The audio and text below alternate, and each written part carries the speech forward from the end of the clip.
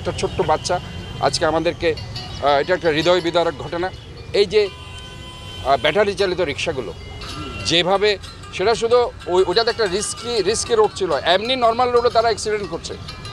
কাজে তারা যত্রতত্র আজকে ঢুকে যেভাবে একটা শহরকে দুর্ঘটনা প্রবণ এলাকায় পরিণত করছে, আমি সিএমপিকে ধন্যবাদ জানাচ্ছি। গতকালকে তারা 1000 অটোরিকশা তাদেরকে আটক করেছে।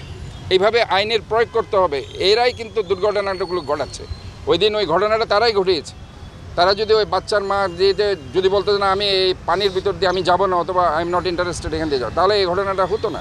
আজকে তারা জোর করে প্যাসেঞ্জার নিয়ে চলে যাচ্ছে। আমি নগরবাসীকেও বলতে চাই, প্যাসেঞ্জারদের বলতে চাই, আপনারা দয়া করে এই ব্যাটারি চালিত রিক্সা গাড়িগুলোকে না চড়ে তাদেরকে অ্যাভয়েড করুন, তাদেরকে অনুৎসাহিত করুন।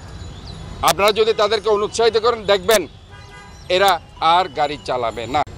পুলিশ কমিশনার সহ সমস্ত সেবা প্রদানকারী সংস্থাকে বলছে এদেরকে অবশ্যই আইনের আওতায় আনতে হবে, না হয় শহরের দুর্ঘটনা বেড়ে যাবে।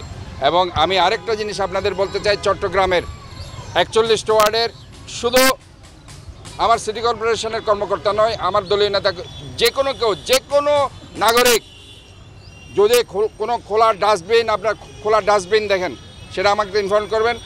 কোনো খোলা ম্যানহোল দেখেন, কোনো জায়গায় স্ল্যাব নেই, এরকম দেখেন, আমাদেরকে নোট করবেন, আমরা দ্রুত তার ব্যবস্থা নিব।